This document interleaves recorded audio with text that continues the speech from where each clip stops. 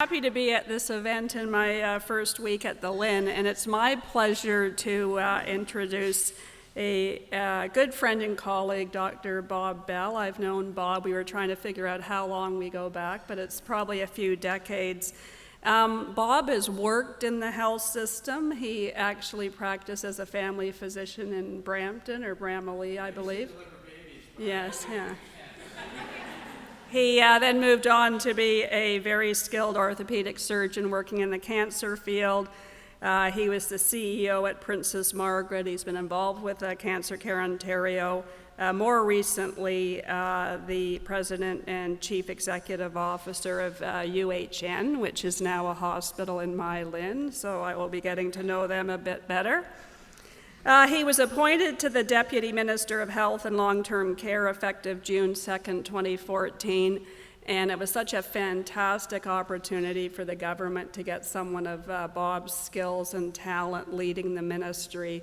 I had a wonderful year and a half working for him. I know he's continuing to do good work across the government, and I think it's great that he's opening up this equity session and really showing you how important it is in the healthcare planning for the future. So thank you very much.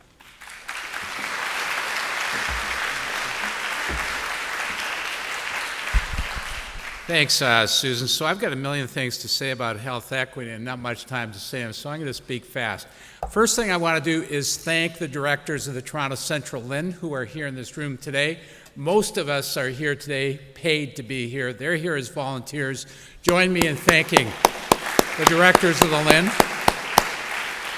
for their leadership. Also to thank them for choosing a spectacular person for the next CEO of the Toronto Central Lynn. And I can't tell you how excited I am to think about implementing some of the things you're going to talk about today in the Toronto Central Lynn as the lead organization for the province for us to test things and spread them out from here. The other person to pay tribute to, I think, is somebody who started talking about health equity in Toronto and in Ontario at a time that nobody was listening. That's, of course, Camille Orge, who really led this conversation for the province. And she's not here today, but I certainly remember and respect what she taught us in terms of the importance of health equity. Here.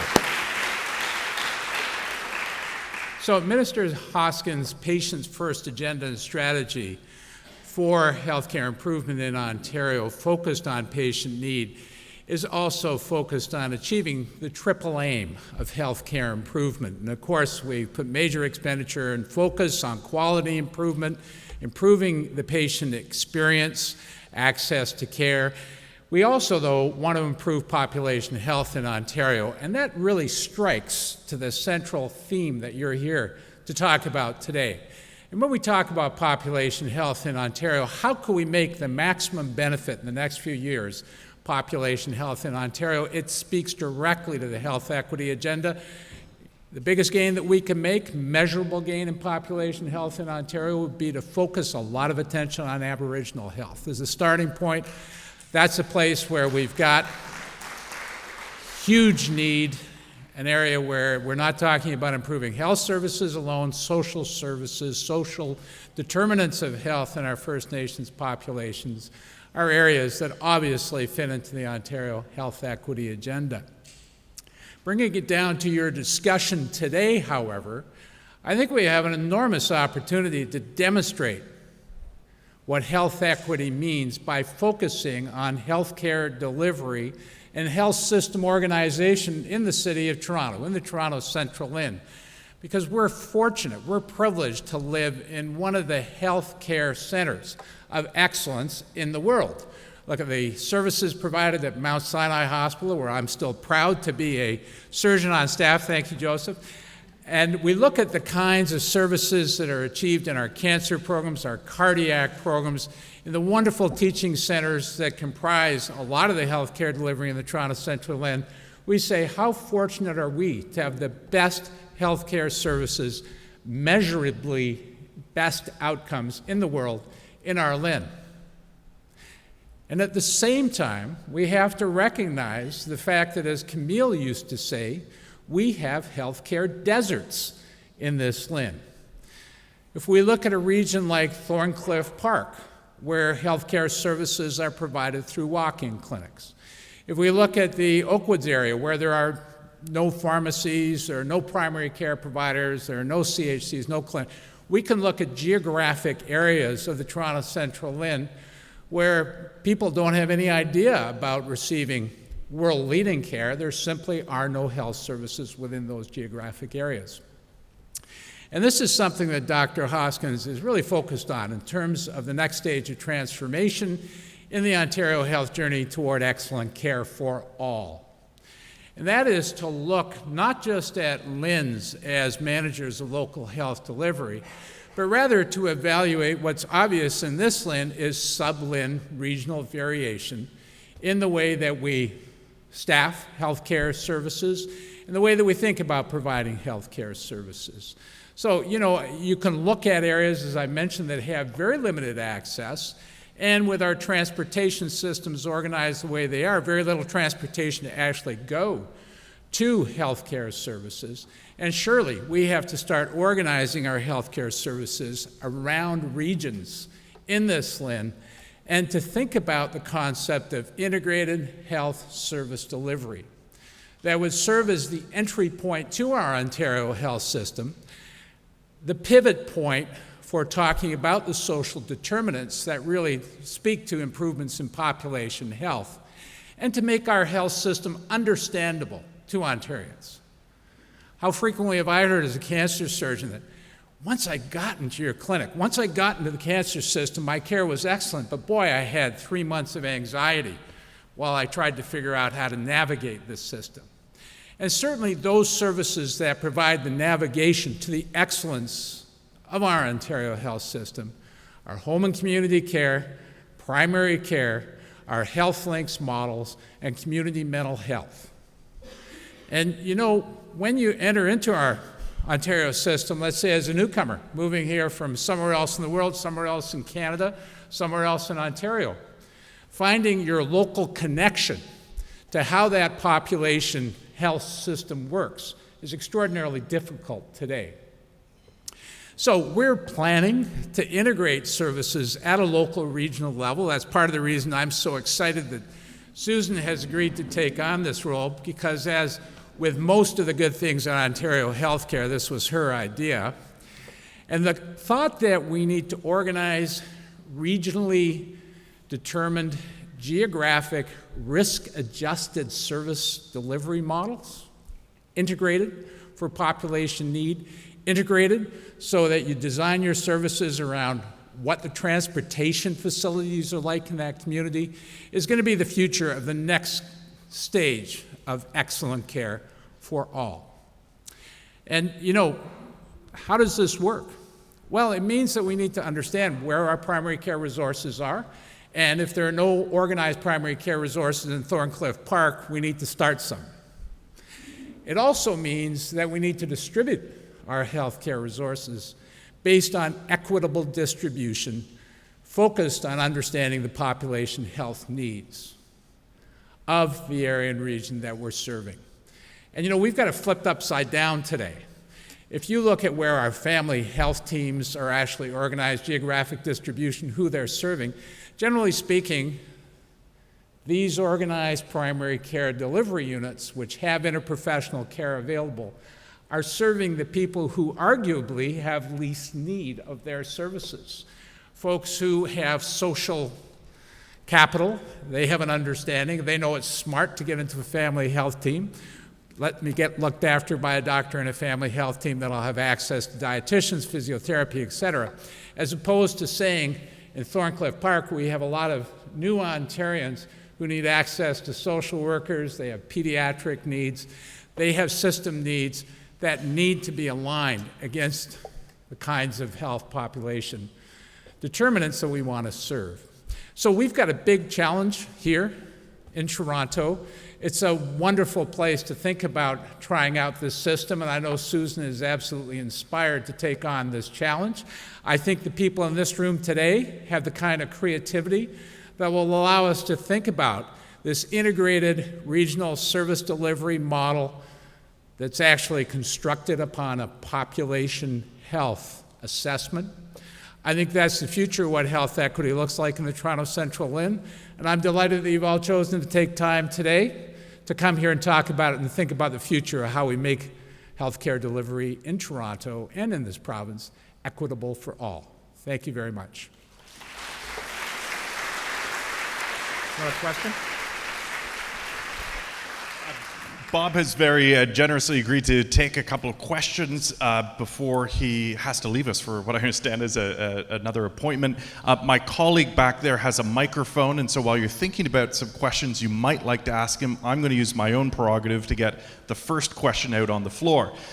Inevitably, you have the opportunity to speak with other deputy ministers of health across the country. You talk, I imagine, about this issue, and when you want to point to bright spots or promising local innovations happening here in Ontario, what are you always proudest to report?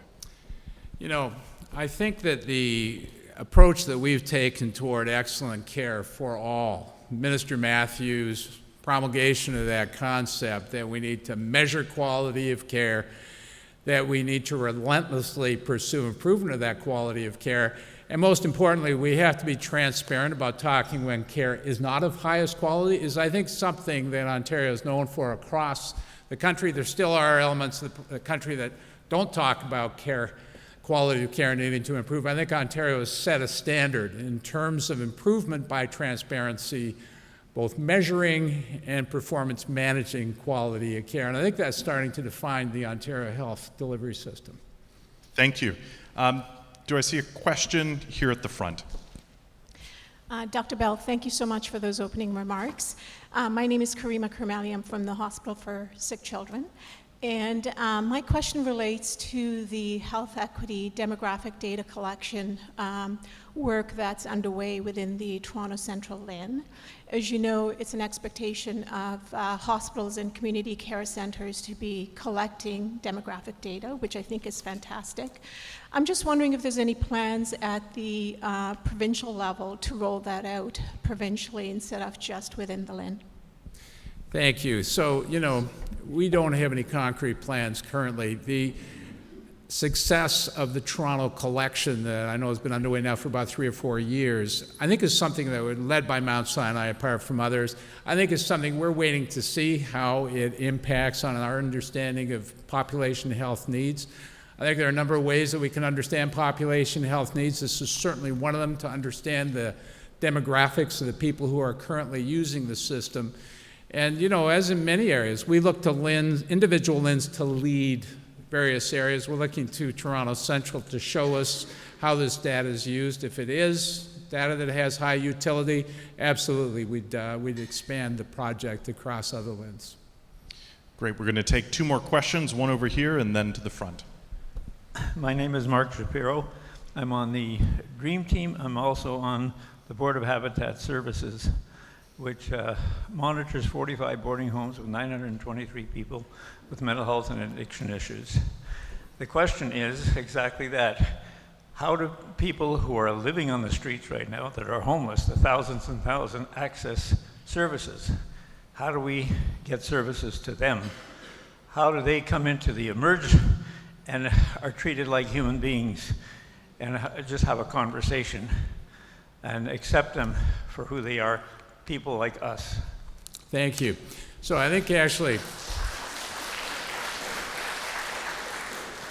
the person who's teaching us a lot about that is actually our next speaker, so I'll get off the platform so that Dr. Kwame McKenzie can get here. But certainly when we look at the description of how people in Toronto and Hamilton access mental health services, folks with severe mental illness, their first demonstration of psychosis to the time they actually get into a stable care environment, I think we've all been somewhat surprised to learn from Kwa how our services currently are not provided in a rational way, are not actually providing a stable care environment for those folks early enough.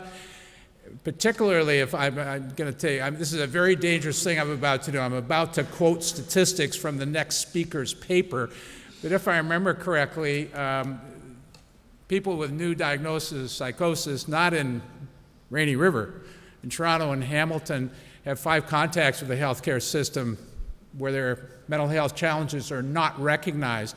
And I believe they have an equal number of contacts with the legal system and the courts. So that's unacceptable, clearly.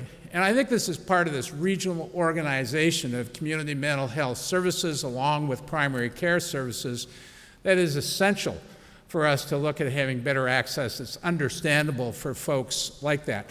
The other thing I'll just mention, you mentioned the homeless challenge. I think we have an answer for the homeless challenge, in that managing folks who are homeless begins with giving them a home. We have a very inadequate supply of supportive housing in the province. You know, I know from Steve Lurie, who tells me regularly there are over 8,000 people waiting in Toronto. We've got a supply of 1,000 units that we're about to bring into implementation, but we know that's inadequate. And thinking about imaginative, innovative ways, social impact bonds, perhaps, other ways that we might improve access to adequate housing for homeless folks is certainly part of that challenge. So thank you for that question. All right, I've got one last question here. Hi, Dr. Bell. I'm Mike Creek, and I work at Working for Change. We Hey, work Mike. with people with mental health and addiction issues, finding them employment. My question is a little bit broader than Mark's. I'd like to know exactly how the ministry will be addressing people who live in poverty and how poverty has a direct impact on people's health. So we need to find ways that we can address poverty so that people are not as sick as they are. We see people all the time in our community who are quite ill, and they're quite ill because poverty has played a huge impact on their health outcomes. So aren't we just sort of wagging the tail of the dog if we're not addressing the underlying conditions that people are finding themselves in around poverty? Yeah, well, you asked me for an exact plan, and I don't have one, to be absolutely straightforward. First of all, to recognize that social issues are crucial. There's nowhere that's more obvious than in our Aboriginal populations, where intergenerational conflict, where issues related to adequacy of food, et cetera, provide the biggest population health challenges in this province. There's no question. I think recognition of the issue that you're describing, Mike, is the first step.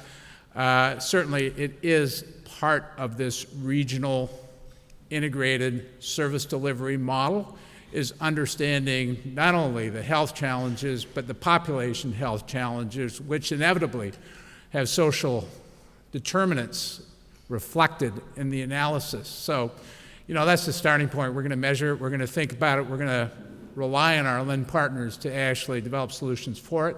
And I'm sure they'll be asking groups like yours to provide some of those answers. Thank you. All right. Thank you. Thank you very much, everyone. Bob Bell.